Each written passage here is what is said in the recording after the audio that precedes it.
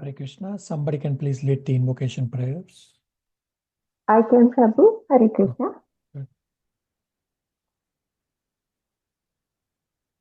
Om Ajnana Timirandasya Jnana Anjana Sadakali Chakshur Unmilitam Yena Tasmai Shri Guruve Namah Shri Chaitanya Manobhishtam Sthapitam Yena Bhutale Swayam Rupa Kadamayam Tadadhisva Padatikam Vandeham Shri Guru Shri Yudapadakamadam Shri Guru Vaishnavam Sa Shri Rupam Sarvajatam Sahagana Raghunavitam Tam Sajivam Sadvaitam Savadutam Parijana Sahitam Krishna Chaitanya Devam Sri Radha Krishna Padan Sahagana Dadita Sri Visaham Vitamsa Sri Krishna Karuna Sindhu Dinabandhu Jagatpade Gopisha Gopika Kanta Radha Krishna Namostute Sapta Kanchana Gaurangi Radhe Vrinda Paneshwari Vrishabhanu Sudadevi Pranamami Haripriye Panchakalpa Tarupasya Sa Kripa Sindhu Evasa Patitanam Pavanavyo Vaishnavavyo Namo Namah Sri Krishna Chaitanya Prabhu Nityananda Sri Advaita Gadatara Sri Vasadi Gauravakta Viranda Hare Krishna Krishna Krishna Hare Hare Hare Rama Rama Rama Hare Hare Om Namo Bhagavate Vasudevaya Om Namo Bhagavate Vasudevaya Om Namo Bhagavate Vasudevaya. Hare Krishna. Thank you all for coming. So today I will first answer inquiries from previous class and bring up on screen striking points. And then we will continue from Srimad Bhagavatam, Canto 1, Chapter 6, verse 21 onwards, and we'll aim to finish this Chapter 6 today. Before we begin, quick announcement for all those who are in Toronto and around area. There's an opportunity to reciprocate with our dear Dwarkanath Prabhu. He makes super excellent offerings every day, as well as always keeps prasadam for all of us. So Dwarkanath Prabhu has asked that on next Sunday, at December 29th, from 6:15 p.m. onwards, we do a Maha cleanup of Srimati Radharani's kitchen. So by 6:15 p.m., generally the Sunday feast activities are almost done. So then we can start the cleanup. It's a Maha cleanup of Srimati Radharani's kitchen on next Sunday, December 29. So I request all of you to please come. I will anyway post a message in the services WhatsApp group that we have. Okay, so I will bring up on screen the inquiries and we'll go from there.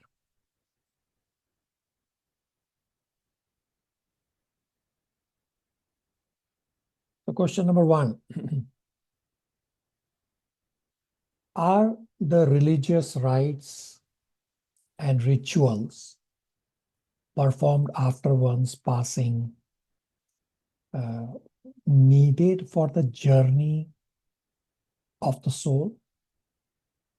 So in Chaitanya Charitamrita, it is described that one should perform the Shraddha ceremony, meaning the religious rites and rituals, for the one who has left the body, if you are not fully Krishna conscious. If you are elevated in Krishna consciousness, then the Shraddha ceremony are not required. You can simply chant the Hare Krishna Maha Mantra for the departed soul. Does that answer the question? Hare Krishna Prabhu, thank you for the clarification. But we're talking about an elevated pure devotee. So that all of us, we are still neophytes, or most of us are in that state, then it becomes essential that all these rites are performed. Yeah, so it's your personal situation. You can't judge that everybody is not elevated. So if you think you are elevated or not elevated, then you take the decision accordingly. Thank you, Prabhu. Question number 2. Does rest in peace really apply to the soul? So the soul is always active. In Srimad Bhagavatam, Canto 3, chapters 30, 31, and 32, there is detailed discussion about the soul's journey in the material world. The level of punishment that a sinner soul goes through is mind-bogglingly harsh punishment. Now, this sinner soul refers to soul with material desires for sense gratification. So you can judge for yourself whether you fall in this category or not. The punishment described in Canto 3 for such souls with sense gratification desires is very, very harsh punishment. So even though materialistic persons saying this phrase, rest in peace, may not really know about the harsh punishment that the soul has to go through, but most likely it refers to that the soul does not go through this punishment. Now, if one says rest in peace when the soul is leaving the body, that is little late, because based on karmic activity, the soul is dragged by the Yamadutas to the place of Yamraj for severe punishment. If one really wants a soul to rest in peace, then while the person is alive, get him to engage in devotional service so that at end of life, instead of Yamadutas, it is the Krishna Dutas escorting the soul to the spiritual world. Does that help with this inquiry?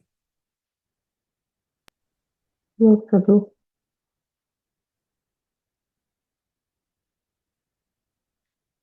Question number 3. If spiritual consciousness is eternal and Srila Narad Muni remembered his past life from the previous kalpa, why don't we have such spiritual awareness?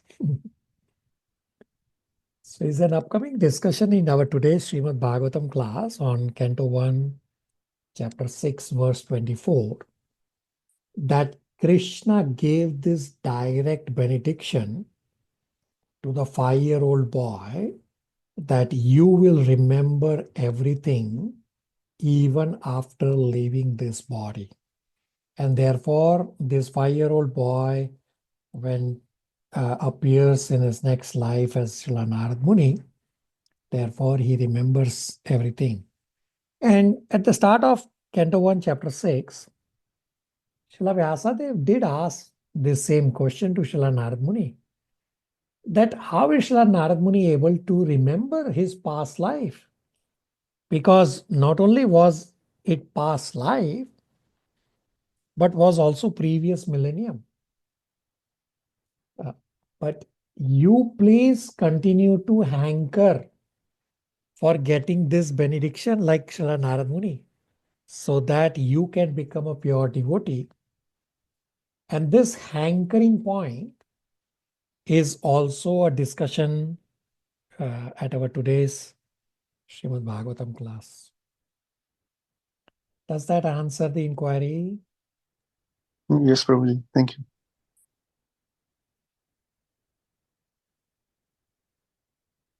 Question number 4. What does it mean when a person is not influenced by time? So time is energy of Krishna.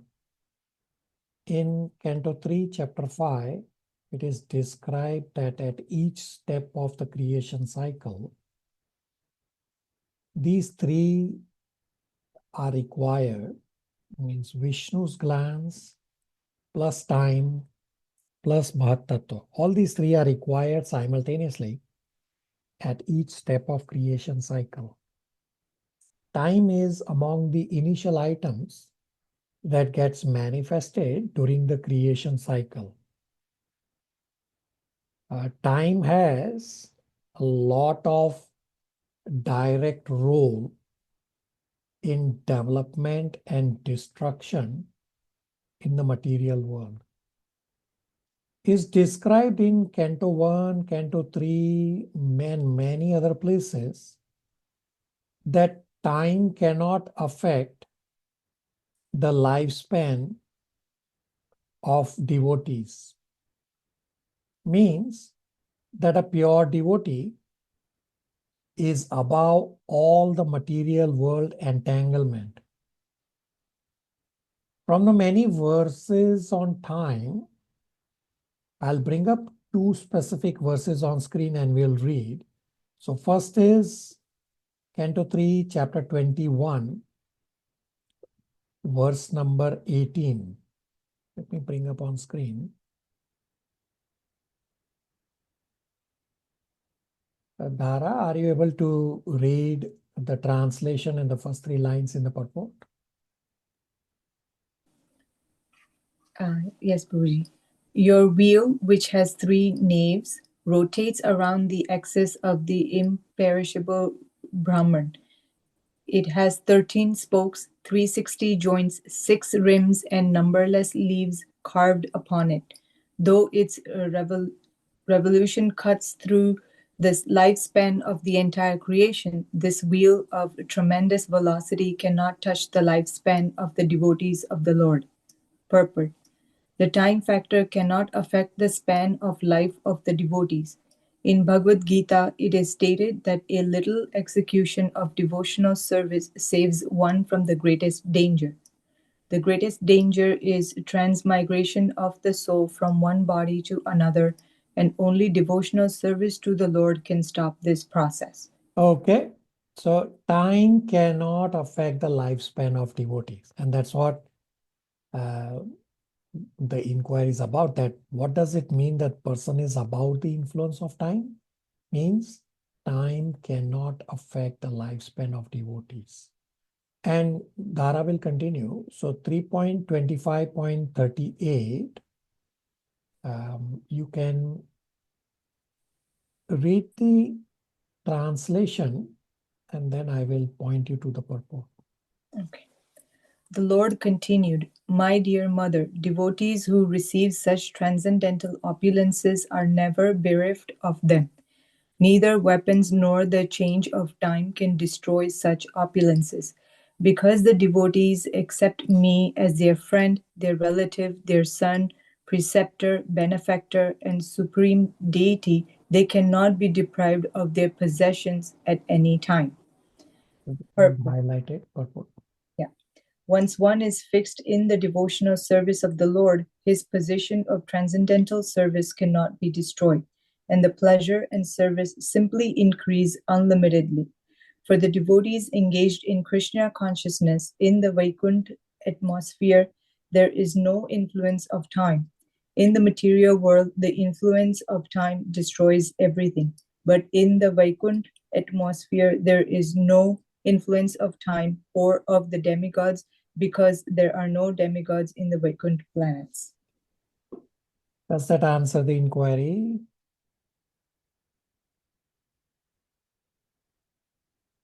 Yes, Prabhuji, Hare Krishna.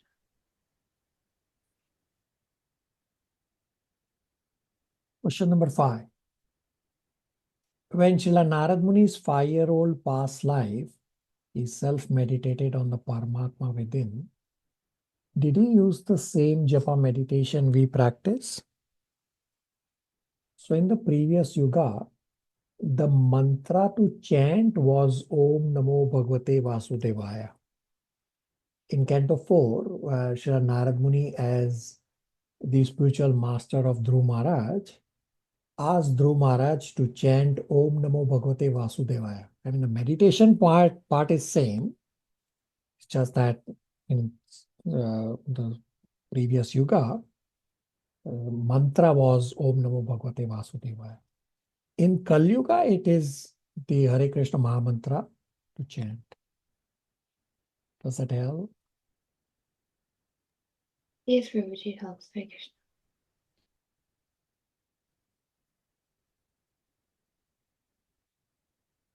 Question number 6. Why does the 5-year-old boy is referred to as the 5-year-old boy always and not as Narada? His mother is also referred to as a maid servant and not by her name. Why has Srila Vyasadeva, I hope this is the right attribute to address Srila Vyasadeva, while writing Srimad Bhagavatam, recorded these events like this? Sounds little disrespectful. In text 21, when Lord spoke to the 5-year-old boy, he was said to have referred to him as Narada. Was this a name given to him for his next life? So multiple points in this inquiry. So there is no particular reason as to why the 5-year-old boy and the mother are referred to as such. There is no disrespect. It's just that somebody's writing style is like this. Your point about referring to Srila Vyasadeva as Srila Vyasadeva, so it is absolutely correct way to refer to Srila Vyasadeva as Srila Vyasadeva. Now about this name Narad Muni or Narada, if you actually go to the verse 1.6.21,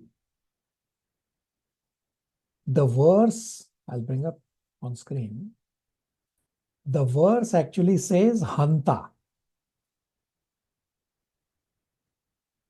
So if you see, the very first line says Hanta. That Prabhupada has clarified for us that it is referred to as Narada, meaning the 5-year-old boy who goes on to become Srila Narad Muni. Now, at least I have not read anywhere that Srila Narad Muni got the name of Narad Muni while he was the 5-year-old boy in his previous life. Here in 1.6.21, I think it is only Srila Prabhupada clarifying for us that this Hanta is referring to the 5-year-old boy, meaning Srila Narad Muni in his previous life, the 5-year-old boy. Does that answer all parts of the inquiry? Krishna Prabhuji, so is Hanta name or it is it's an adjective or something? So I'm not that big an expert. We'll have to use what Prabhupada has given. That Prabhupada translated that the word Hanta is referring to Srila Narad Muni in his previous life, the 5-year-old boy. Pragya. Prabhuji, Hare Krishna. Hare Krishna. So there's a question posted in the chat and I will read. So this is for question number 2 about rest in peace. So the question posted is that we have all faced harsh punishment from Yamdutas for the sins of past lives. But why don't we remember those harsh punishment? If we did, then no living being would dare to commit such wrongful acts or sins again. So you are absolutely correct that in Canto 3, chapters 30, 31, 32, where this harsh punishment is described, Prabhupada has actually used the exact same word, that we all have gone through this severely harsh punishment, but we forget. The exact same word. And it's not just one place, it's multiple places where the soul's miseries are described. Say when the soul is in the mother's womb.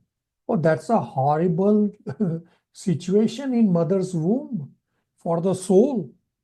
And in the mother's womb, the soul is actually conscious of Krishna, and the soul is actually praying to Krishna to get release from this misery. But as soon as the soul takes birth, that taking birth is a traumatizing episode for the soul, and the soul forgets everything. So the devotee who's asking this question is actually there in the batch 1 and 2, where this discussion is coming up, that we forget, even though we all have gone through all of these miseries, not once, not twice, but multiple times. And it is the paradukka dukkhi nature of this devotee inquiring that the devotee is saying that if we were to make to remember these, then we will not commit these sins again. So absolutely correct. If you recall, I have said many times that if by any chance I happen to get darshan of Lord Shri Krishna, after offering obeisances, my only request will be to remove this filter where jivas are not able to see their past sins resulting in the future misery. So if this filter is removed and everybody is able to see that, oh, I did so and so activity in the past because of which I am suffering, then people will not suffer, and this material existence will end for every single one, or at least majority of them. Does that help with the inquiry? Yes, Prabhuji. Thank you. Okay. Hare Krishna Prabhu. A follow-up question. So when a baby who's in the mother's womb does not, make it to the birth, to term, could then that be that the soul has actually been granted the wish from Lord Krishna, that relief from the misery? So in the same chapter, it's also described. So it's not a black and white answer. It's described that if a soul is lucky enough to meet a pure devotee or hear from a pure devotee while the soul is in the womb, and the soul is able to get release that way, then yes. So it's not a black and white answer. Pure devotee. That's a key factor in determining what happens to the soul in the womb. Okay. Yes, Prabhu. And would that also be the understanding that if mother of the child is a pure devotee or in Krishna consciousness, then the child gets the benediction of being a Vaishnava kid? Does that follow? Yeah, it does. The mother or the parent does not matter. So as long as the child is able to hear, I mean, the child will only be able to hear in the mother's womb when the mother is hearing. So it's not dependent on the parent being Krishna conscious or not. Is as long as the child hears and gets the mercy of the pure devotee. So mother may not be Krishna conscious, but by any chance, she happens to hear the Krishna Katha, then the child gets benefit. And I will tell you my personal experience, not to glorify myself. Whenever I go out on book distribution or in temple or someplace, when I see somebody is pregnant, and as long as that person is reasonably approachable, so I tell that person that while you are about to deliver the baby, try to attend the Gita classes. even if you are not interested to hear anything, just try to hear the Gita classes. So there is at least one devotee from our classes who heard our classes, the Krishna book, and up to the very last moment of delivering, the devotee kept hearing all these classes and live classes, specifically from my spiritual master. Like the devotee was in the hospital about to deliver, and it so happened that my spiritual master was in Toronto, and we had the link and the ability to listen to live. The devotee, while in the hospital about to deliver, the devotees from our classes was hearing Krishna Katha, as well as the devotee was hearing Bhagavad Gita from our classes and offline also reading Krishna book. And there are a couple of other devotees who are not regular, but they followed little bit about listening to our classes when they were about to deliver, but they haven't continued. Doesn't matter. They anyway got the benefit for the child, even if they listened for once, twice, few times, doesn't matter. Nitya, does that help you? So it's the criteria is not parent being Krishna conscious. The criteria is that the child somehow hears from a pure devotee. Thank you, Prabhu. Everybody on the same page?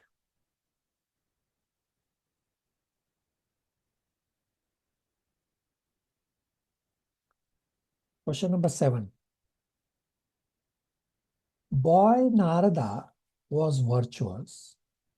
Still, he was not considered free from material desires, though he had not even bereaved his mother's death. What more lack of material desires one can have? To have your mother take care of you and love her in return. So Lord wanted him to hanker more for him. Isn't Lord too tough and has set very high standards? If Narada had to take another birth, God knows how many births are lined up for all of us. So multiple points in this inquiry. So I don't get mixed up with the timeline for the 5-year-old boy. Although everything is described in 1 or 2 chapters and everything happened within a very short span of time for this 5-year-old boy. Let me explain. So at the start, so we are on Canto 1, Chapter 5. So that's at the start when the Bhakti Vedantas came to stay with the 5-year-old boy and his mother. And this is the starting point at which time this 5-year-old boy was virtuous. He's 5-year-old boy, and everything happened within this 5-year age. Then this 5-year-old boy started hearing scriptures from Bhakti Vedantas, serving them and following the process. Then later, still while the 5-year-old boy is still 5-year-old boy, he is now elevated to the level of a pure devotee. So we'll discuss this in our discussion today in Canto 1, Chapter 6. So he's still 5-year-old boy. And when he became a pure devotee, that's when his mother left her body. Hence, the 5-year-old boy did not grieve for his mother. The second point about hankering. This hankering point is a discussion in our today's Srimad Bhagavatam discussion. And this hankering point we have also discussed in Bhagavad Gita 12.9. So in the descending ladder of devotion, Bhagavad Gita 12.8 says, fix mind on Krishna. If you cannot fix mind on Krishna, then 12.9 says that do sadhana bhakti to desire for Krishna, which is the same as hankering. So here's a question for all of you, not just the devotee who has asked this question. How many of you do chanting to desire for Krishna? I'm sure all of you do the chanting. But my question is, how many of you do chanting to desire for Krishna? Anybody?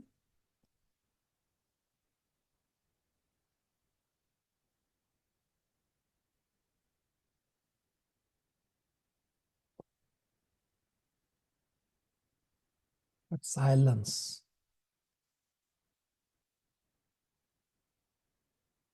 Anybody does? Yes, no? Right, so that's what Krishna is trying to do. He's teaching us from Narad Muni. It's not for Narad Muni, it's for us to learn that we have to hanker for Krishna when we do japa. So from this point on, when you do japa, hanker for Krishna. It's a discussion in our today's class anyway. So many devotees, they generally chant as a matter of duty. So you have asked this question that Lord seems to be too tough, but ask yourself that you are not hankering for the Lord while you are doing your japa. So Lord is not tough. Our attachment to material body and everything related to material body is very strong because of my enjoying mentality. So after this 5-year-old boy became a pure devotee, and in the following life he became Srila Narad Muni, there has been no more birth and death for Srila Narad Muni.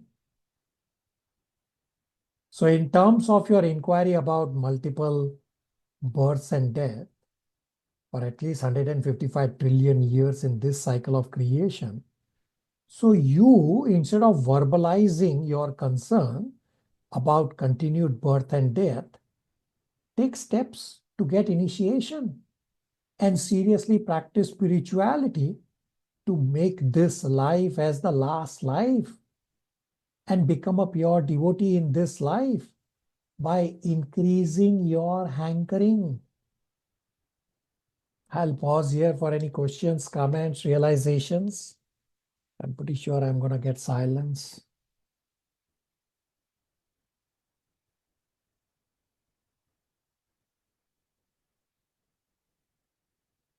Does that answer the inquiry, everybody?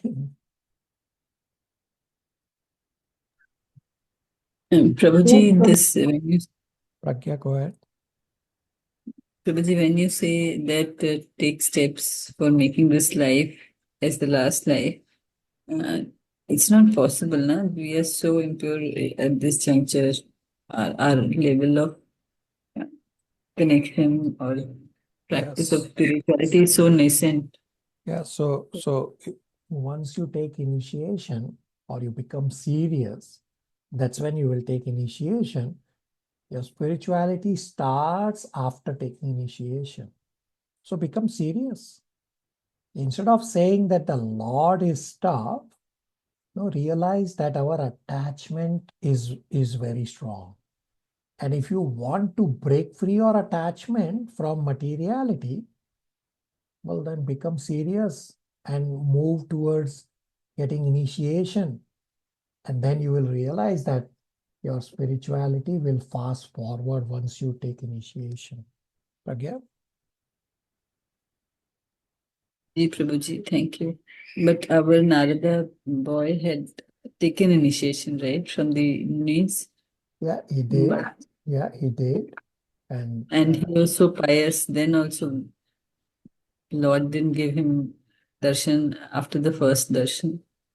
so that's an important point explained there, that we are not controlled by sorry, Lord is not controlled by our sadhana. That's a point being explained there. For a pure devotee, he is always in association with the Lord.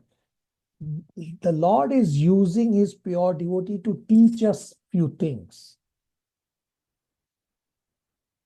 Pragya?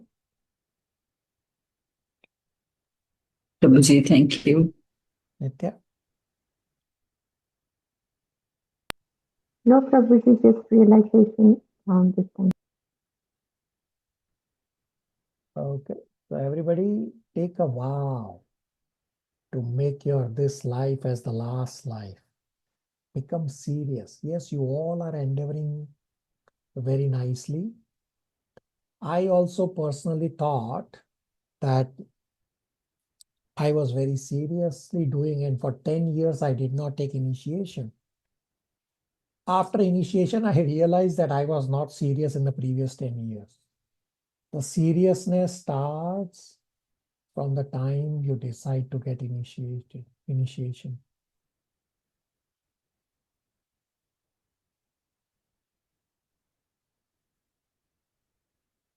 So there's a question posted in the chat that this hankering feeling doesn't come all the time.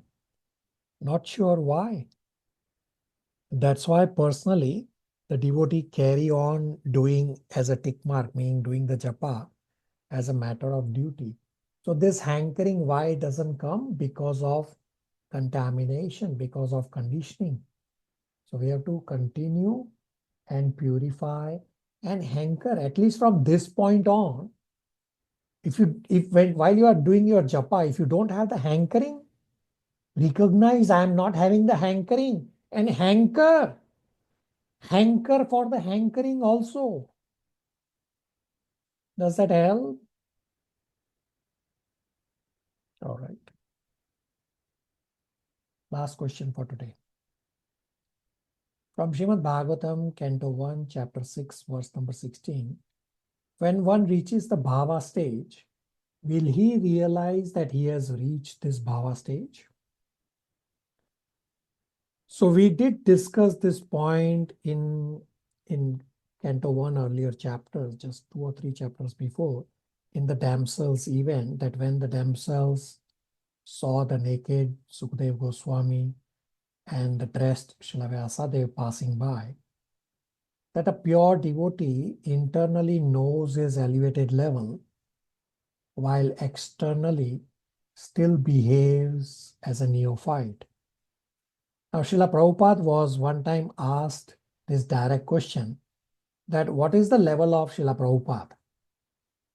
Without any hesitation, Srila Prabhupada responded that Srila Prabhupada is at level 5. So the topmost level is Uttamadhikari. Next level down is Madhyamadhikari. Further, next level down is Kanishta Adhikari. And the lowest level is Neophyte, meaning the level 4 is Neophyte. And Srila Prabhupada said that he is lower than Neophyte at level number 5. We know Srila Prabhupada is a pure devotee who descended directly from the spiritual world. So this is the attitude of a pure devotee, that internally they know they are pure devotee, but externally they do not show, they behave like a neophyte or lower than neophyte. In Nectar of Devotion, chapters 17 and 18, there are various symptoms described for us to know who is at the Bhava Bhakti level. Now, these symptoms of Bhava Bhakti, they cannot be imitated, as well as these cannot be concealed at all. So if somebody is at Bhava Bhakti level, it is not possible for him to conceal that he is at Bhava Bhakti level. We just have to understand from scriptures to know who is at Bhava Bhakti level. Does that answer? Yes, Prabhuji. Hare Krishna.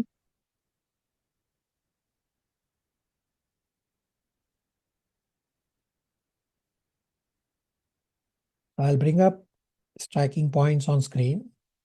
We have two slides. Here's slide number 1.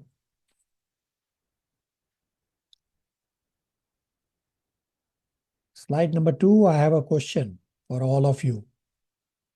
The point number 10 highlighted in yellow, which reads, we need to keep on hankering for Krishna.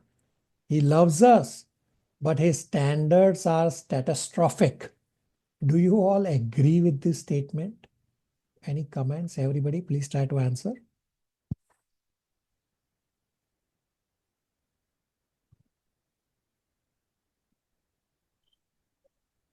Prabhuji, I feel this way. His expectations are stratospheric. Okay. Like we talk about doing japa in a way that is sinless, or it's pure, or leading our life also like that towards this thing. Okay. There is so much of Maya influence, so I do not know how to think otherwise. So the stratospheric should apply to Maya's influence, not his standards. Rest of you? Prabhu, I don't think this way, Prabhu. I just feel that God is benevolent, and I've lately started to feel His grace in even small things. So I feel like the more we reciprocate, the more we are seeking His love, the more benevolence He shows us, and it's so true. So no, until today I've not thought about it that He's harsh or His standards are high. I don't see it that way. Okay. Rest of you? Prabhuji, what is the exact meaning of this stratospheric? It's just stringent standards.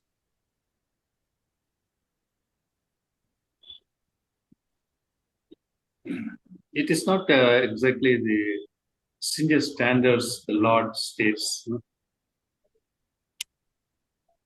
Okay. Rest of you, difficult to answer? Hare Krishna, Prabhu. Abhishek will go ahead. It can also be seen from Lord's side, because it is said that He is always there with us and waiting for us to Okay, very turn good. to. Yeah, very good. Correct point that he is always waiting. Okay. So my comment on this is that the correct statement should be that our attachment to material world is very strong due to our enjoying mentality. So if my attachment is so strong, well, I need some counter strong measure to cut my strong attachment. Yes, no, everybody?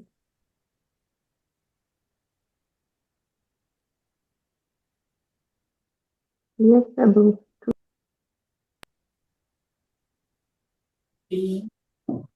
Okay, so here's your complete slide number 2. Please take a snapshot.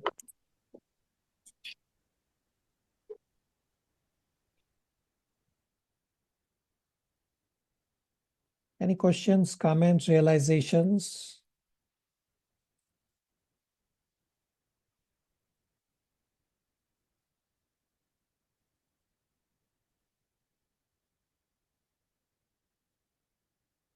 Okay, so we will continue from Canto 1, Chapter 6. So we are on verse 21, where this part 4 starts of this chapter. Part 4 is verses 21 to 25. Title is Lord Spoke to Narada. So this verse number 21 is important, that the process of attaining perfection in devotion is described. Those who are not free from material contamination, they cannot see the Lord. Devotional service is the process to free oneself from material contamination. Srila Prabhupada saying that devotee does not have to go to the forest to experience the Lord. No. Just do devotional service just do Gopinath worship either at the temple or at your home temple, and you'll be able to connect with the Lord. Pragya, verse 21, translation and purport.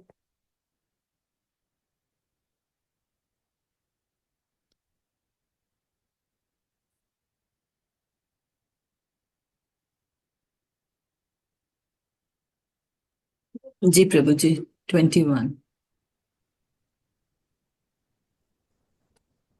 Translation. O Narada, the Lord spoke. I regret that during this lifetime you will not be able to see me anymore. Those who are incomplete in service and who are not completely free from all material taints can hardly see me. Purport. The personality of Godhead is described in the Bhagavad Gita as the most pure, the supreme, and the absolute truth. There is no trace of a tinge of materiality in his person, and thus one who has the slightest of tinge of material affection cannot approach him. The beginning of devotional service starts from the point when one is freed from at least two forms of material modes, namely the mode of passion and mode of ignorance. The result is exhibited by signs of being freed from kama, lust, and lobha, covetousness. That is to say, one must be freed from the desires of sense satisfaction and avarice for sense gratification. The balanced mode of nature is goodness, and to be completely freed from all material tinges is to become free from the modes of goodness also. To search the audience of God in a lonely forest is considered to be in the mode of goodness. One can go out into the forest to attain spiritual perfection, but that does not mean that one can see the Lord personally there. One must be completely freed from all material attachment and be situated in the plane of transcendence, which alone will help the devotee get in personal touch with the personality of Godhead.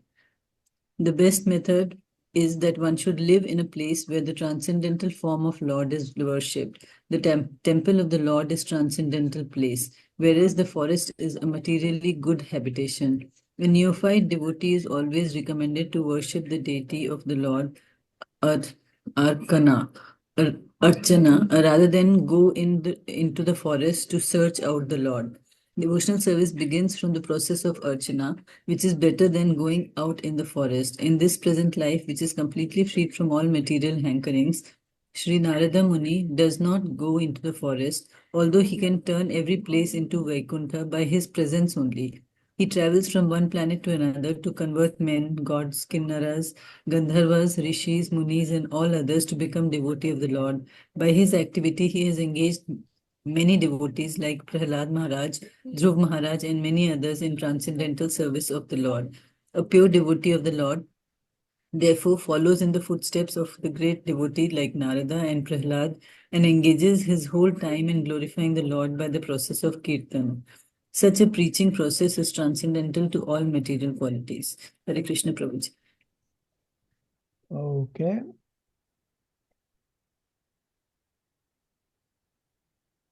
So we already discussed that we don't have to go to the forest.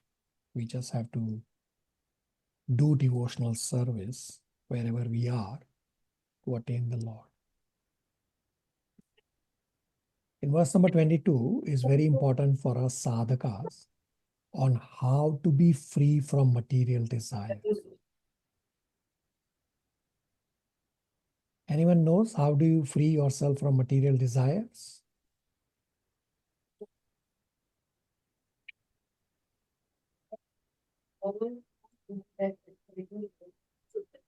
Prabhuji, by surrendering to the Lord. Okay, surrendering, yes, is one step. So surrendering, serving the Lord, this 9 processes in 7.5.23, these are all correct answers, but they are in general.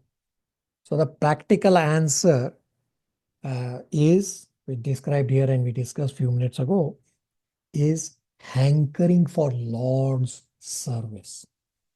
For us, simply by desiring for the Lord, we can gradually become free from material desires. all impediments to Krishna consciousness residing in the heart will simply disappear when we hanker for the Lord. So simply this hankering for the Lord, meaning thinking, willing, feeling, this way Srila Narad Muni got the darshan of the Lord. Okay, let's see. Abhishek Prabhu, verse 22 translation. Hare Krishna, Prabhuji. 22. O virtuous one, you have only once seen my person, and this is just to increase your desire for me. Because the more you hanker for me, the more you will be freed from all material desires. So question becomes, how do I desire for the Lord? A devotee asked a few minutes ago in the chat that this hankering feeling is not there all the time. So question is, how do you desire for the Lord in this life? How can we say that the devotee is desiring for the Lord? The answer is that through the process of desiring for devotional service and by dovetailing our day-to-day activities and by following the instructions of our spiritual master, that way you will come to the point of doing your sadhana without any force. Even the chanting, there will be no force. You will naturally do it. And do your services under the instruction and guidance of a spiritual master. Now, another important point that you can start practicing right away is that we cannot spend a minute without thinking, without willing for anything. We cannot be inactive because the soul is always active. We are always active. Even while I am sleeping, I am still active. I am still thinking. Therefore, when I wake up thinking of something, means while sleeping, I was thinking that particular thing. Means I cannot spend a single moment without thinking and without willing. Therefore, take a vow from this point on that my acting, my thinking, my willing, my feeling has to be according to Krishna's desire.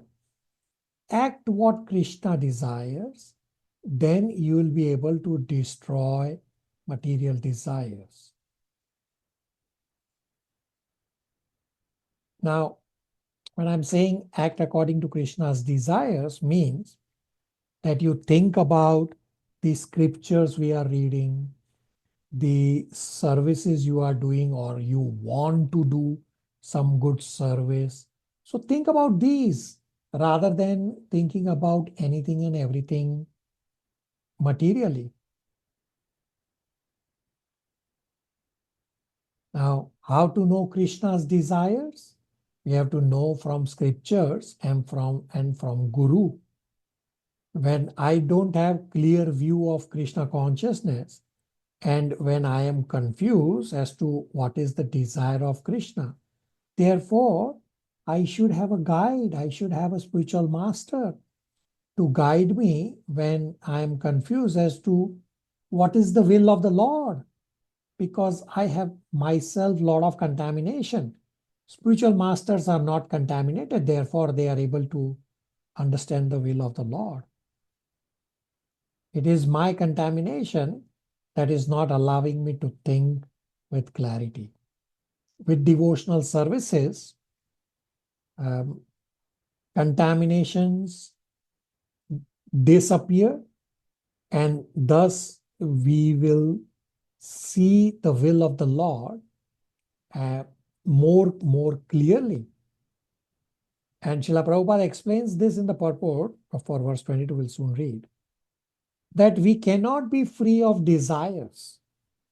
Therefore, desire for the desire of the Lord We have already discussed about the hankering point so many times today. That's what both these 21, 22 words are saying. That hanker. Take a vow that my thinking, feeling, willing has to be harmonized with the Lord's will. If you cannot hanker, hanker for the hankering. Okay, let's see. Let's read the purport 22. Dipanshu Prabhu.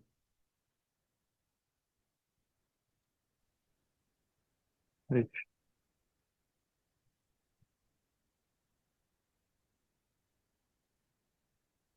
Prabhuji, purport of 22. Correct. A living being cannot be vacant of desires. He is not a dead stone. He must be working, thinking, feeling, and willing. But when he thinks, feels, and wills materially, he becomes entangled, and conversely, when he thinks, feels, and wills for the service of the Lord, he becomes gradually freed from all entanglement. The more a person is engaged in the transcendental loving service of the Lord, the more he acquires a hankering for it. That is the transcendental nature of godly service. Material service has satiation, whereas spiritual service of the Lord has neither satiation nor hang. One can go on increasing his hankering for the loving transcendental service of the Lord, and yet he will not find satiation or end. By intense service of the Lord, one can experience the presence of the Lord transcendentally. Therefore, seeing the Lord means being engaged in his service because his service and his person are identical. A sincere devotee should go on with sincere service of the Lord. The Lord will give proper direction as to how and where it has to be done. There was no material desire in Narada, and yet just to increase his intense desire for the Lord, he was so advanced. Right, the last line. Even though Narada has no material desires, still just to increase his intense desire for the Lord advised him to hanker for the Lord. Is this doable for everybody?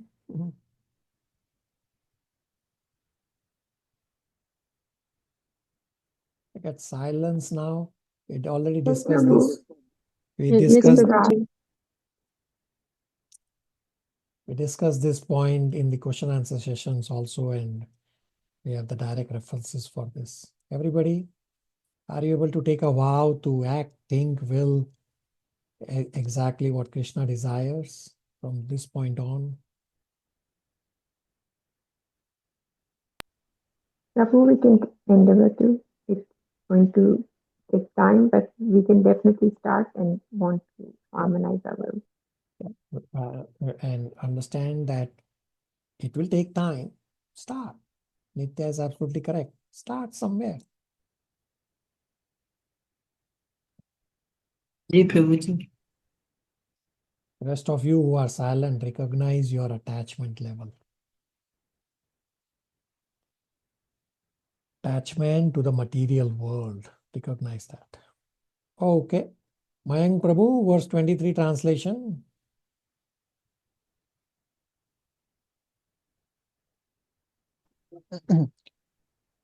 Hare Krishna Prabhuji. By service of the absolute truth, even for a few days, a devotee attains firm and fixed intelligence in me. Consequently, he goes on to become my associate in the transcendental world after giving up the present deplorable material worlds. Purport as well? No. So service to a devotee is better than direct service of Krishna. We discussed this multiple times. It was there in 1.5.23 also. So Narad Muni served the Bhakti Vedantas for about 4 months.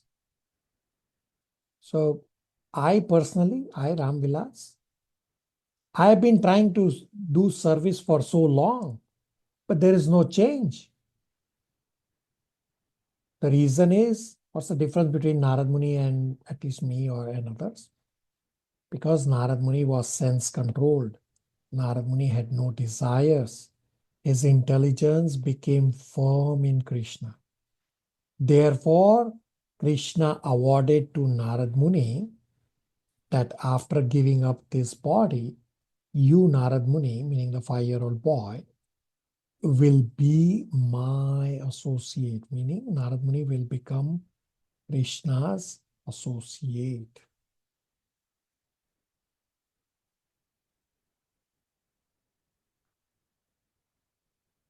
Divya, verse 24 translation.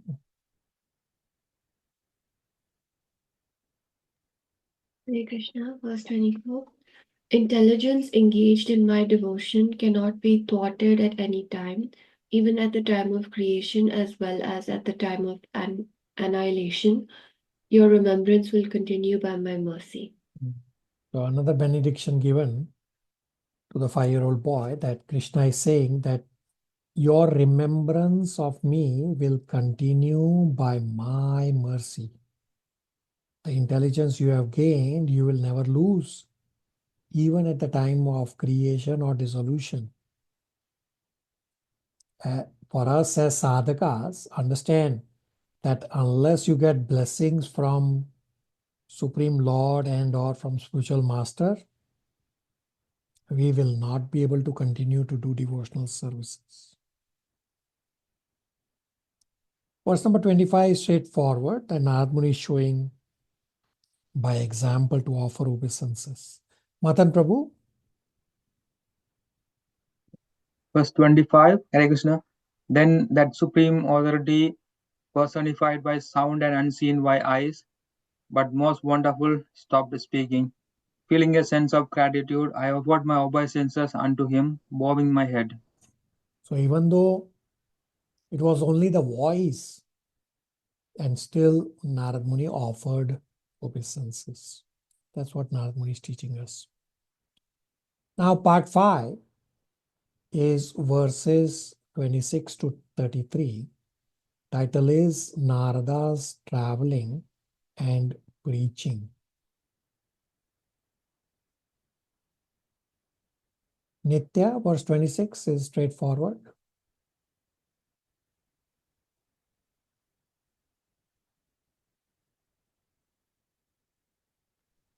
Yes, Prabhu. Then I began chanting the holy name and fame of the Lord by repeated recitation, ignoring all the formalities of the material world. The chanting and remembering of the transcendental pastimes of the Lord are benedictory. So doing, I traveled all over the earth, fully satisfied, humble, and non-envious. Straightforward that Narad Muni is completely absorbed in Krishna. So verse 27 also is important about the transfer from material body to spiritual body and from material consciousness to spiritual consciousness, where an example is given. Mansi, verse 27 translation. Yes, Hare Krishna. And so, O Brahmana Vyasdev, in due course of time, I, who was fully absorbed in thinking of Krishna, and who therefore had no attachments, being completely freed from all material taints, met with death, as lightning and illumination occur simultaneously. So this lightning and illumination is explained in the purport. I'll briefly describe now. That as lightning and illumination occur simultaneously. This is the point. That simultaneously giving up material body and attaining spiritual body happens simultaneously.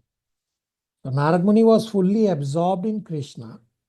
Therefore, he had no material attachments.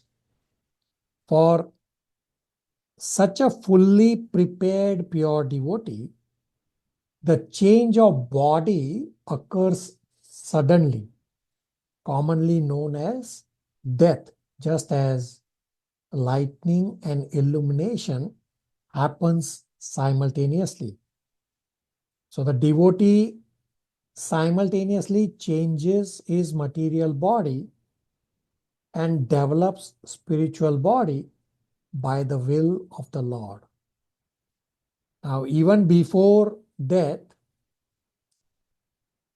with no material affection, this 5-year-old boy, his body became spiritualized, just as iron turns red hot in fire.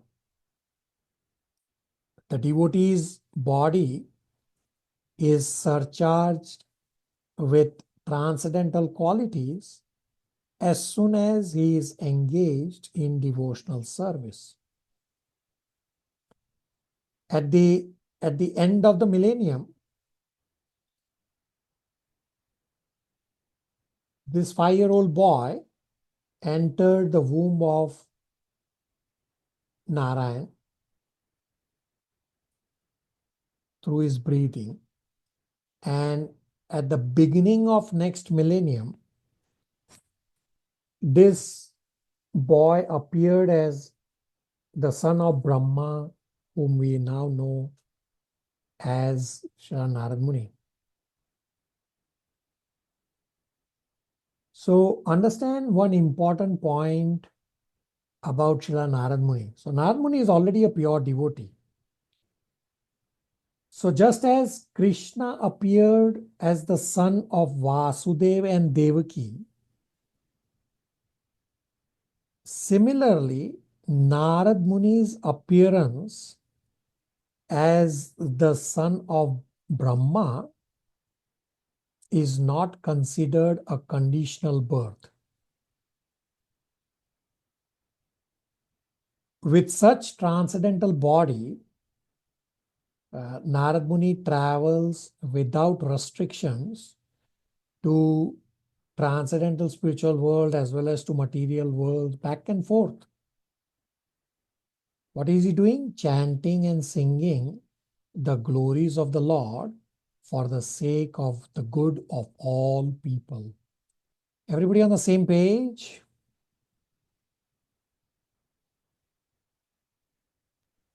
Yes, Prabhu. Yes, Prabhuji. Malti, read 27 purport, important purport.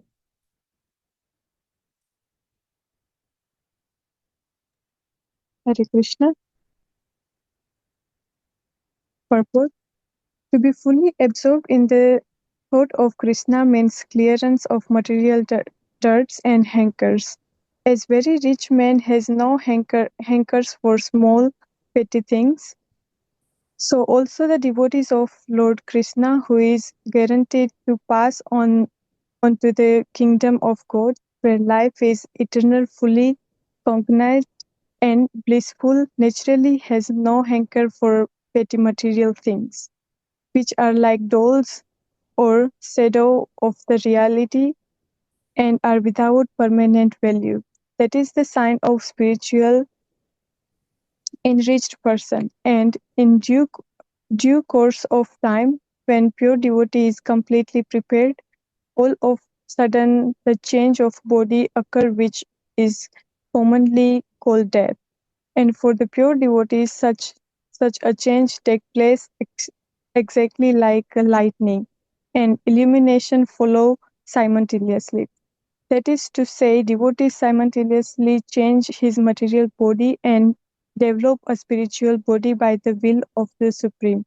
Even before death, a pure devotee has no material affection, due to his body's being spiritualized like a red hot iron in contact with fire. Hare Krishna. Questions, comments, realizations? This was continuation of the discussion from our question answer session about no material desires and still hankering to attain the Lord.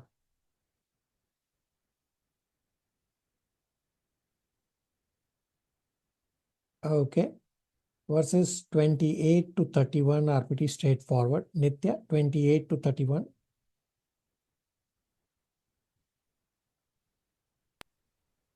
Yes, Prabhu.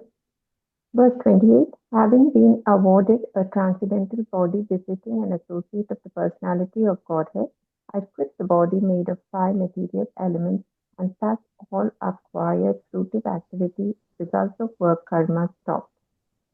629. At the end of millennium, when the personality of Godhead, Lord Narayana, lay down within the water of devastation, Brahma began to enter into him along with all creative elements, and I also entered through his breathing.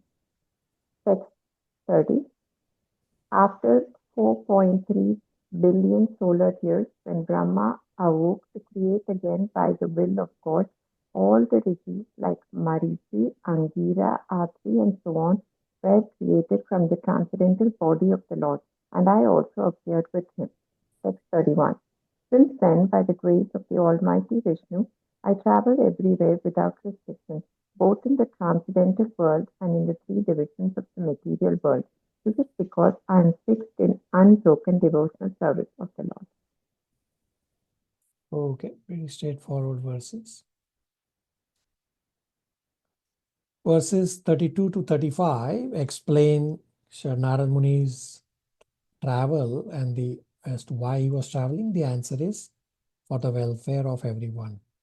Chandran Prabhu, 32 to 35 translations. Hare Krishna.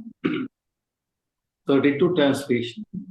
And thus I travel constantly singing the transcendental message of the glories of the Lord, vibrating this instrument called a veena, which is charged with transcendental sound and which was given to me by Lord Krishna. Text 33. The Supreme Lord Sri Krishna, whose glories and activities are pleasing to hear, at once appears on the seat of my heart, as if called for as soon as I begin to chant his holy activities. Text 34. It is personally experienced by me that those who are always full of cares and anxieties due to desiring contact of the senses with their objects can cross the ocean of nescience on a more suitable board. The constant chanting of the transcendental activities of the personality of God. Text 35. It is true that by practicing restraint of the senses by the yoga system, one can get relief from the disturbances of desire and lust. But this is not sufficient to give satisfaction to the soul, for this satisfaction is derived from the devotional service to the personality of Godhead. 36. Okay, hold on. Yeah, you can read 36 also. Text 36. O Vyasadeva, you are freed from all sins. Thus, I have explained my birth and activities for self-realization as you asked. All this will be conducive for your personal satisfaction also. Hare Krishna. Okay, so Narad Muni's chanting acts as a boat for us to cross over the ocean of nescience, because Narad Muni's chanting is pure chanting. Narad Muni's singing and chanting is for the benefit of ordinary people like me. And you would have already seen this visual of Narad Muni playing that veena. So it described here that the veena was given directly by Krishna to Srila Narad Muni.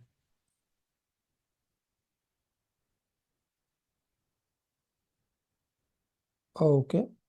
Now, part 6 is verses 34 to 38. Title is Suta Goswami describes Narad Muni's glories. Now, there is slight overlap of verses for parts 5 and 6. It's just that the discussion is continuing. So verses 37, 38 are also pretty straightforward verses. Dhara 37, 38, last two verses for today.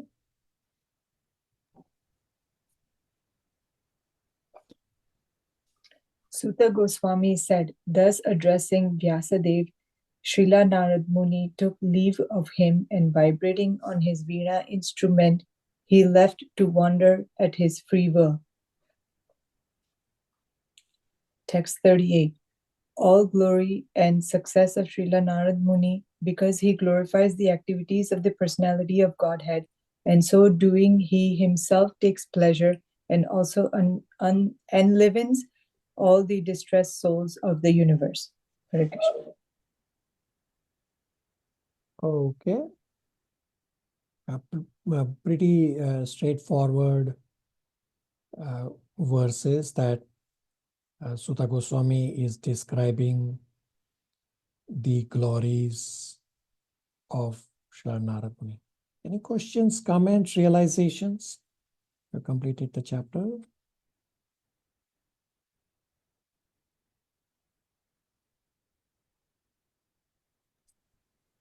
Hare Krishna, Prabhuji. Abhishek Prabhu, go ahead. No, one purpose said that the devotional service begins when we are free from modes of passion and ignorance. Mhm. So, like, what does that mean for us? So right now you are doing devotional service, but you are under the modes also. Therefore, your devotional service is not consistent. There is some breakage or something or the other thing will happen.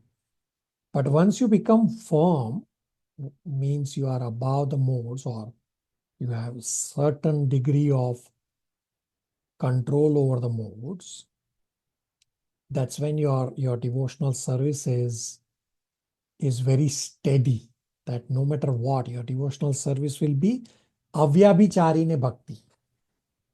Where does the word avyabhicharine come? Anybody remembers? Bhagavad Gita 14.26. Okay, very good. Correct answer. Anybody wants to memorize or recite? We'll try, Prabhu. Yeah, I ask your forgiveness. chayo avyabhicharine. Yeah. Mam chayo avyar vicharihi bhakti yogena sevata sahaguna samadipaitam brahma Sagunan. bhuyaya kalpate. Yeah, sagunan samantiyetam brahma bhuyaya kalpate. So very good. Everybody should do what Nitya just did. That memorize the verses, not like a parrot, but you should know. And I only said one word, avyabhicharine. That too also was in between the line. That's the level of memorization you should have.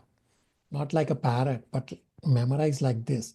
So we discussed today that take a vow to make your thinking, feeling, willing with Krishna's desire.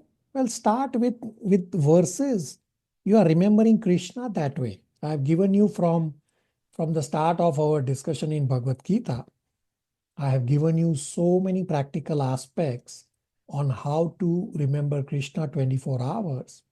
And we saw live demonstration by Nitya to remember that. So going back to Abhishek Prabhu's point that, yeah, right now I am doing devotional. I am under the modes. My devotion is not pure. And when you come to Avyabhicharine Bhakti, so 14.26 is the answer to Arjuna's question that how do I transcend the modes? And Krishna gives the solution in 14.26 that you do Avyabhicharine Bhakti, that unfailing in all circumstances, then Sagunan Samantiyetan, then you will cross the modes, and Brahma Bhuyai Kalpate means you will attain spiritual level. Abhishek Prabhu? Thank you. Somebody else wanted to ask something?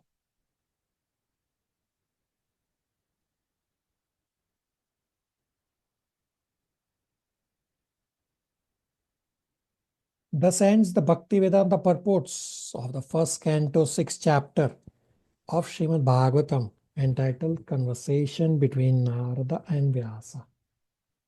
Pragya, you had something? Yes, Prabhuji, I just wanted to know what was he reciting? Like we hear in certain places that Narada Muni is reciting Narayan, Narayan. Is that what he used to recite? He's reciting the glories of the Lord. So we read in the verse that he is traveling everywhere and he's glorifying the Lord. It doesn't, I mean, the television and the movie, they spice things up by always showing that Narad Muni is only reciting Narayan. Nothing wrong with reciting Narayan also, because he's calling out Lord's name all the time. But he basically is not stopping there. It's just glorifying the Lord all over, as well as chanting the Hare Krishna Maha Mantra. Okay. Hey, Prabhuji, thank you. Okay, spiritual endeavor questions. So I forgot to give you at least one or two last time, so I'll give you all of them today. I mean, I was supposed to complete chapter 6 last time, but we had a lot of questions. So I'm going to give you everything today. We have 6 questions. Let's see. First, describe Narada's experience during meditation. Comes from verse 16 and 17. Second, what are teachings from Narada's experience of unsuccessful endeavor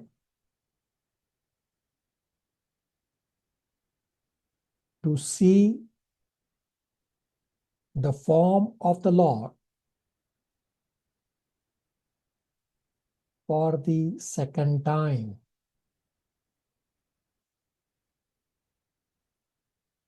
Comes from verses 18 to 20.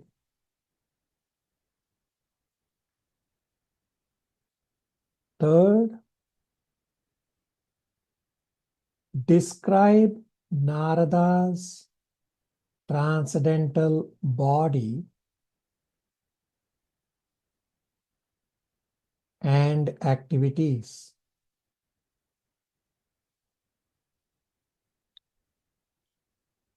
Comes from verses 27 to 33 plus verse number 38.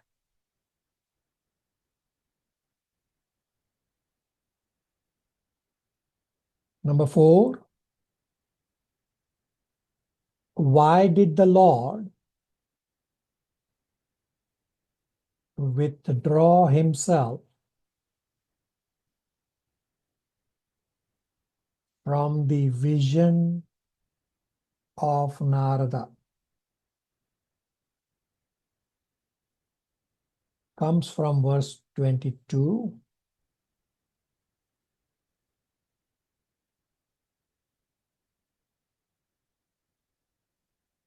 Number 5 is for the next class.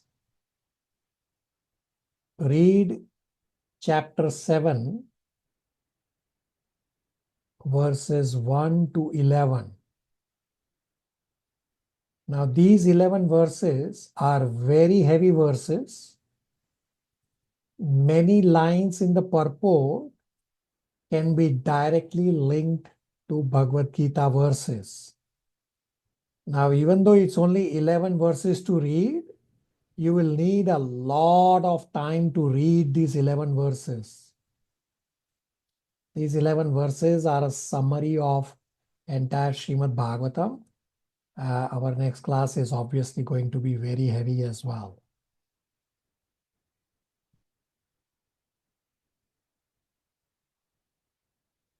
So, number 6 is out of your comfort zone. It's optional.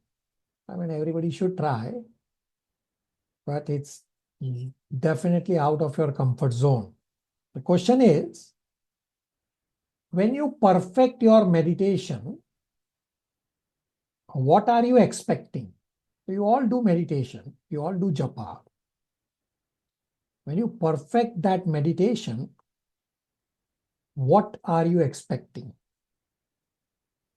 Everybody clear on all the questions? Prabhuji, can you repeat question 1? First question. Question 1 is, describe Narada's experience during meditation. Comes from verses 16 and 17. Everybody clear on the endeavor? Ji Prabhu ji. Prabhu, we Yes, just Prabhu. need to have these answers for next week, right? Not write them in our homework endeavor. Either way is okay. We'll anyway discuss at our next class, but either way is okay.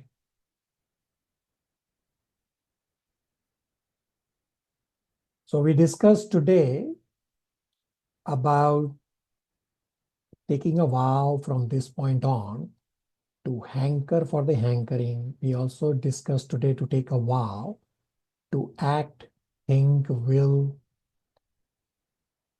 for Krishna's desire, for Krishna's will. Well, here's your opportunity to endeavor. Not everybody endeavors. I stopped telling to all of you. Not everybody endeavors. So we have discussed this at the start of our Srimad Bhagavatam in terms of our approach. So today, since we have time, we can consider this for our discussion. That I am giving you 4 questions from this chapter. This chapter has many more questions, not just 4 questions. I am giving you less than bare minimum. I am not giving you Srila Prabhupada's lectures. And still you are not endeavoring. Still you are not completing the striking points and inquiries. Well, what exactly do you want me to do here? We read the verses. Where's the application of what we are reading? I'm not going to tell anybody about this. I'm just trying to highlight a point that I am giving you less than bare minimum.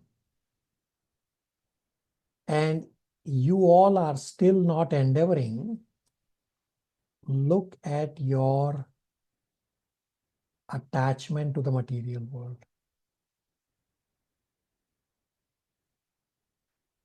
So I just opened up this.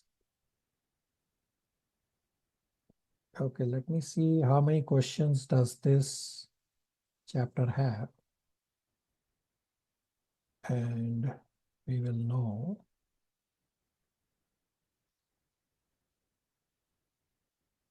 Give me a minute. Okay.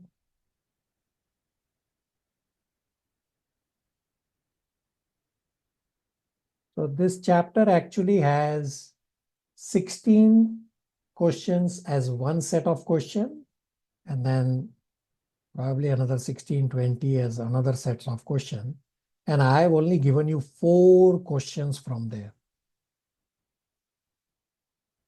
So you judge for yourself.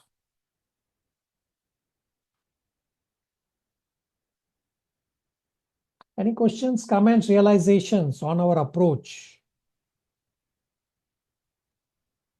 Prabhuji, these questions are for us to answer, and what we will fill in, that is that spiritual endeavor, that sheet that you give, that will be striking points and key takeaways only. Yeah.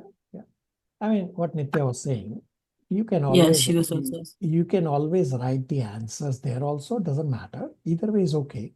We'll anyway discuss at our next class.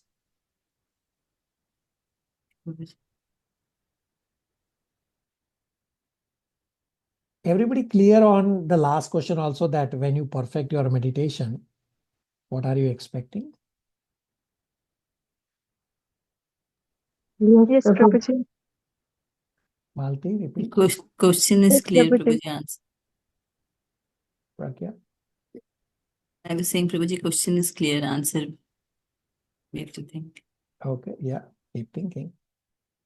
So we will finish this unit number 2 at our next class on December 29.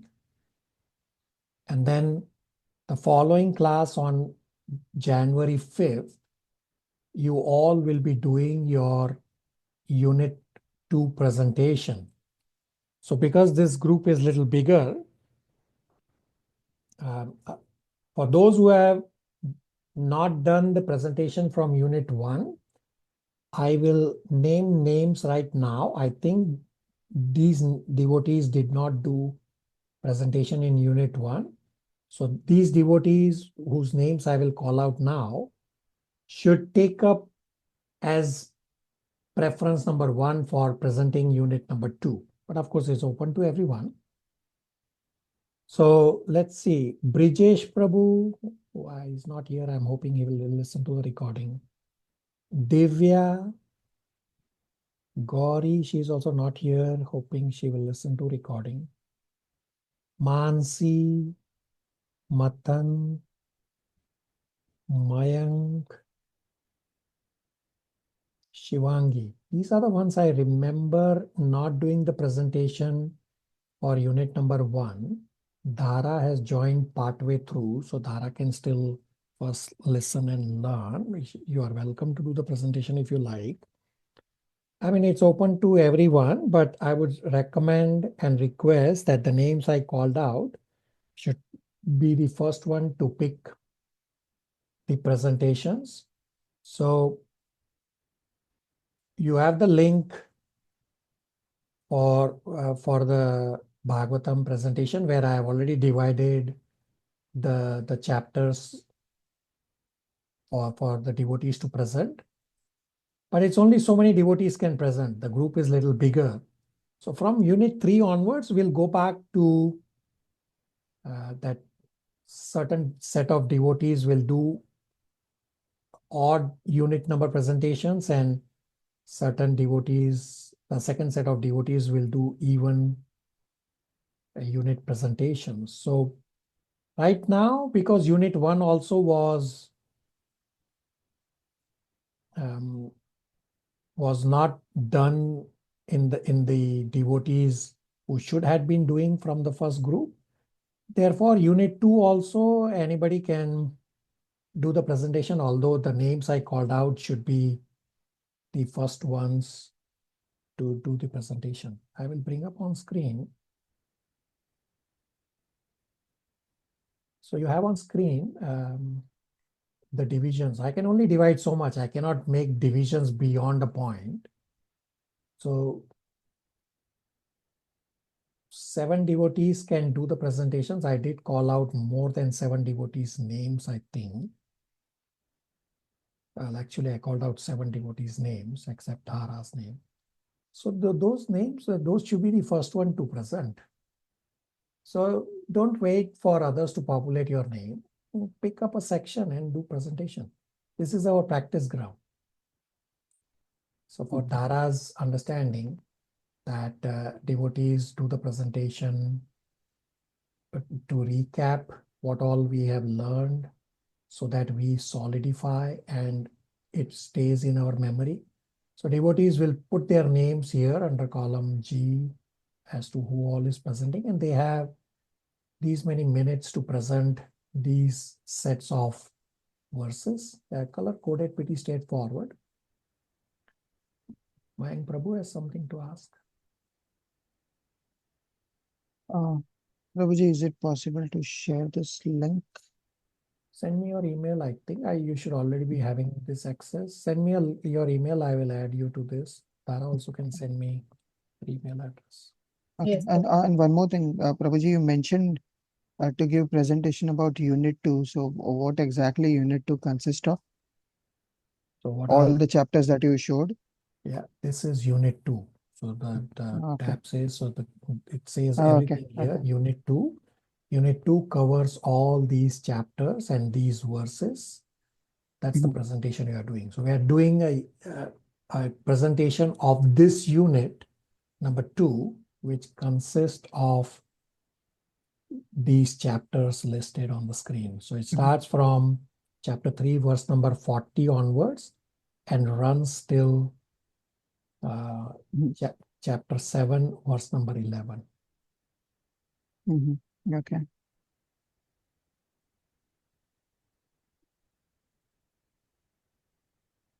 Everybody on the same page?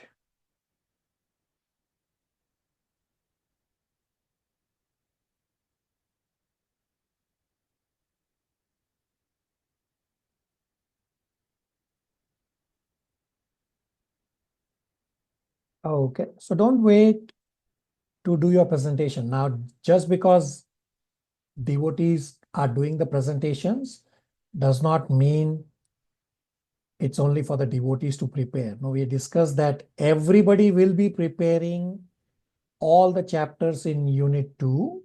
It's only certain devotees will do the presentation. And everybody should be ready that for any reason, if the devotee presenting is not able to present, then any one of you should be able to pick it up. Yeah, yes, I will share the link.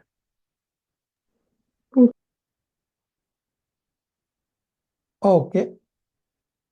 Are we okay to stop here, or do you want to use the time for any open-ended inquiries? Hare Krishna, Prabhuji. Hare Krishna, you have a question, Prabhu? Yes, Prabhuji. Yeah, go ahead, Abhishek, Prabhu. So like in this discussion today, many times it was described that we have to do service under a pure devotee. Spiritual master, yeah. So in our regular activities, many times we are serving under just some other devotee. Yeah. So like yeah, so very good, very good. So those devotees, so for example, I'll give you the example for devotees in Toronto. So last week, devotees in Toronto came to serve Aditi Mataji and her husband Bhadra Krishna Prabhu. So what are they doing? They are serving their spiritual master. They got service because of their spiritual master, and we are serving them. So essentially, we are serving a spiritual master, may not be our direct spiritual master. So until you get a living spiritual master, you can serve another devotee who has a living spiritual master. And even after getting a living spiritual master, you serve a devotee. That's the best service you can do. Krishna has said multiple places, we read today also, that service of my devotee is more important than my direct service. So now I also have a living spiritual master, but I was still serving together with other devotees, Aditi Mataji and Bhadra Krishna Prabhu. Their spiritual master is different. Their spiritual master is His Holiness Gopal Krishna Goswami. It doesn't matter. As long as you are serving somebody who has a service from a spiritual master, that's what counts here. Abhishek Prabhu. So like we should understand that any service whosoever gives us is like somehow coming from a spiritual master or pure devotee, even if we don't see the direct connection right now. You are correct.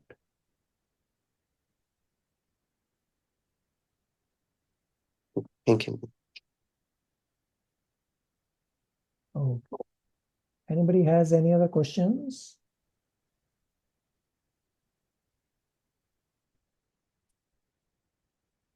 Are you okay to stop prayer? I have one more question, if it's okay to ask today. Yeah, Abhishek, go ahead. So I know that like sometimes I may feel some sporadic motivation for things, for even for devotional activity. But then later on, and we like I may also decide something to do, but then that motivation may go away. So like then what should I do? Should I try to act on the previous thing even if I don't want to, or should I look for something else? So the motivation why it goes away is because we are under the modes. We have discussed this in Bhagavad Gita chapter 14. I think Abhishek Prabhu, you have also attended. Yes. That the modes are constantly pulling us. So we have to recognize and we have to become steady. Rather than becoming discouraged, we just have to recognize the modes and keep coming back first to the mode of goodness and then to the mode of transcendence. Abhishek Prabhu? So like in that case, there is no specific thing regarding the previous immediate thing which I decided to earlier. Doesn't Like, matter. All services are equal.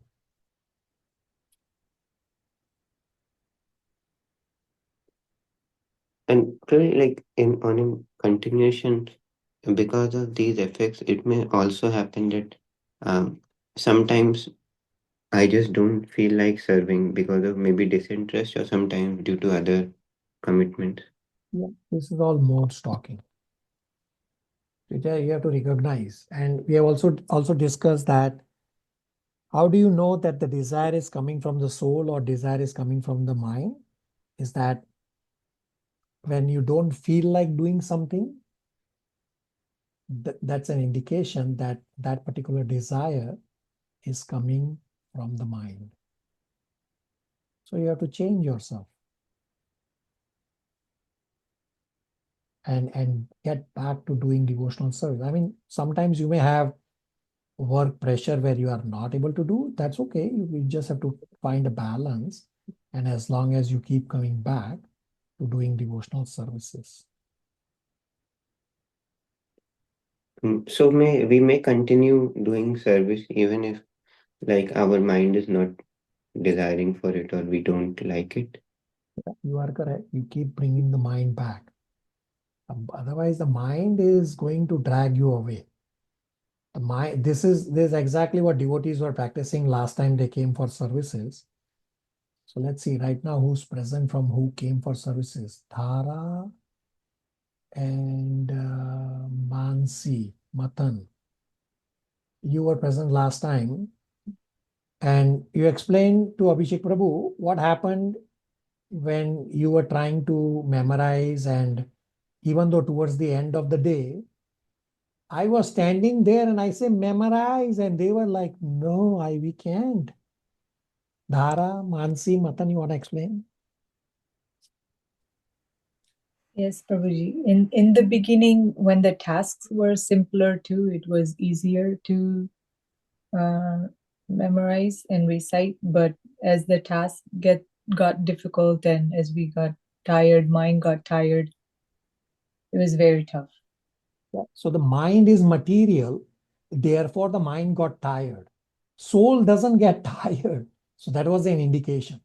But as they continued, because they were all so many devotees last time, and Dhara can add that then they again started, even though they were tired, it was the association of devotees that they again started memorizing with that same original intensity. Dhara?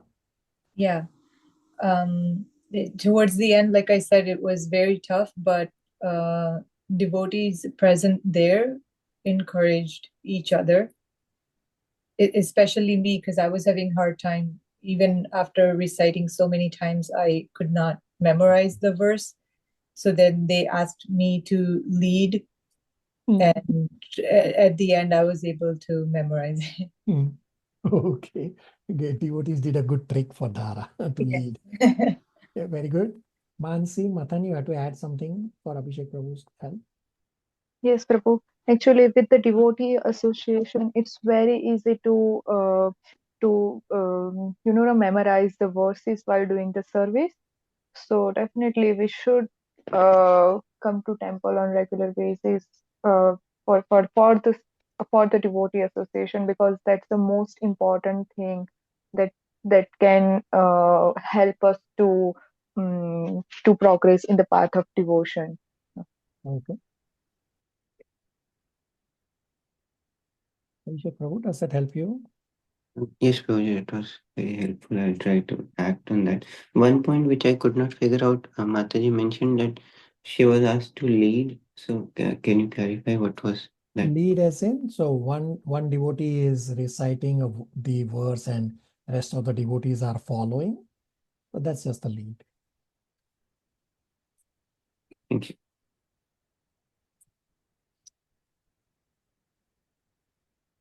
All right. Hare Krishna, everybody. Thank you. Hare Krishna, Prabhu. Thank you. Krishna, everyone. Thank you. Hare Krishna. Hare Krishna, everyone.